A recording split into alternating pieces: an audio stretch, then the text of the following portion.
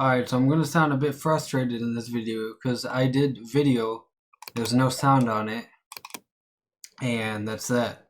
So I'm here making a new video after my first video got deleted. They had a lot of crucial information in it, but I'll give it to you again because I love you guys so much. So we're going to take a look at the CFS V2 seasonal temperature anomalies for the next several months of winter. Rest of November looks like this. December, January, February, and that's that. Taking a look at our precip. I'm gonna loop this again. December, precip, seasonal. There we go.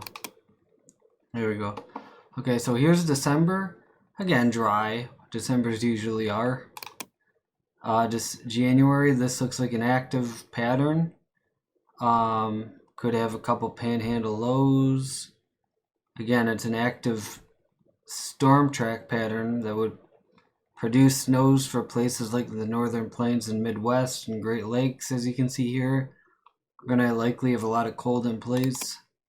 February looks kind of like it's a little weakened in terms of its intensity, but it is scattered more abroad, where you have a precip stream there going up north, one in the Mississippi River Valley, and one in the southeast. So again, January and February look like our heavy hitter snow months, with the potential for the kickoff month being December. I want to take a look at why I think that.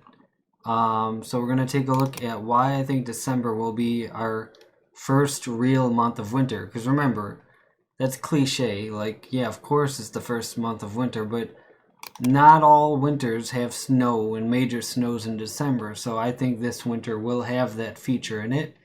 And we're going to take a look at our, this is Tuesday. I'm sorry, here, let me start over. So let's take a look at our snow increments, 46 days. I want to try to take this in 7-day increments if I can. So we're going to take this first of all by our 32-day snowfall outlook. Excuse me, sorry. And so this is going from November 14th to December 16th. So this is basically your 32-day increment of snowfall. So now we go further ahead, December 17th, 18th, 19th, and you can see the snowpack growing and building up. 24th, 25th, again, I would suspect a lot of places will see a white Christmas this year. This model is catching on to a building snowpack around Christmas week, and even throughout Christmas week, and scattered abroad throughout Christmas week. Then we go all the way out till New Year's Day nearly, and it's still increasing. So that's the reason why I think December will be our kickstart month of winter, because it looks like a ripe month for cold and snow. So taking a look at our total snowfall the next 46 days looks like this.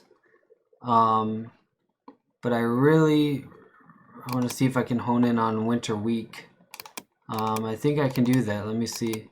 Or 14th. Yeah, I think so. Try to do that. So 7-day. No, I can't do that. Hold on. We'll see what happens. So what I believe is this is a snowfall on the ground from the looks of this model. So this would be December 25th. This would be your white Christmas potential. So anywhere in yeah, so this is more like your snowfall potential from what I'm looking at, just reading off the chart. So these areas are likely to see a white Christmas in the blue. Let's kind of fast forward this because there are some interesting things going on in the Great Lakes around this time. Just a lot of cold air in place, a lot of kind of unsettling of the air pattern. But let's kind of backtrack a little bit.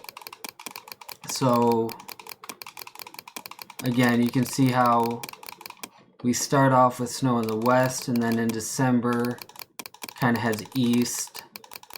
So that's, to me, a certainty that we will see our eastern half of the USA snowfall, but it won't start until around December 8th-ish.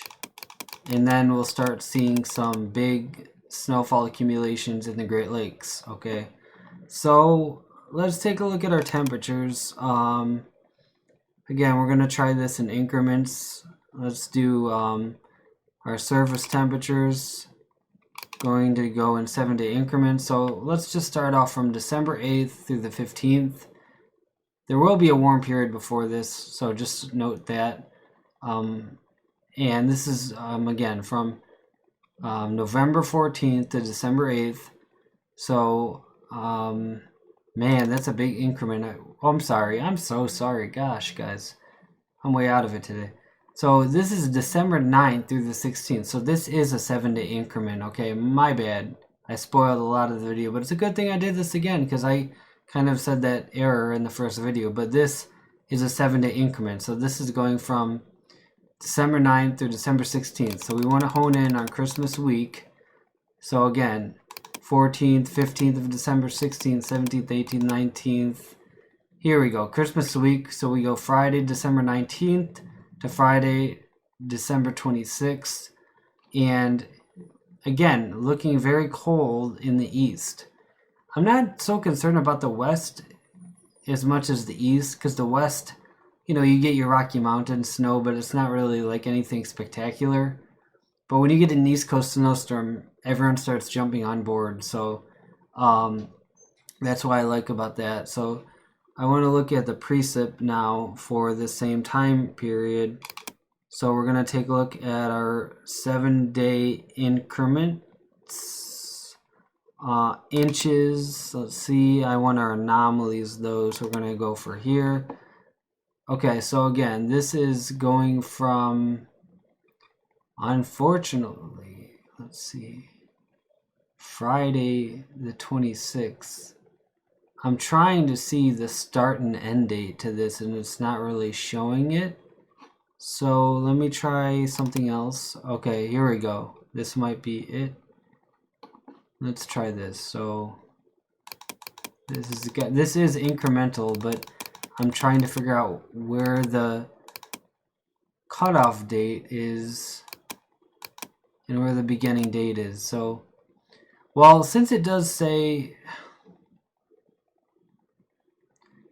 hour 132, let me go back to our 7-day anomalies. It makes more sense. Okay, so what I would take from this is that this starts 7 days before the 27th. So this would be from, for example, for this run in particular, this would be from the 20th of December to the 27th of December. So just bear with me here as I kind of get this kind of coalesced together and my thoughts coalesced together. So here we go. This is basically from December 9th through December 16th, and then we're going to fast forward from there, getting around Christmas week. So see what's happening in the atmosphere. A lot of dry air in the Mississippi River Valley. And then Christmas Day, not a lot of action, but I find that a little bit suspicious.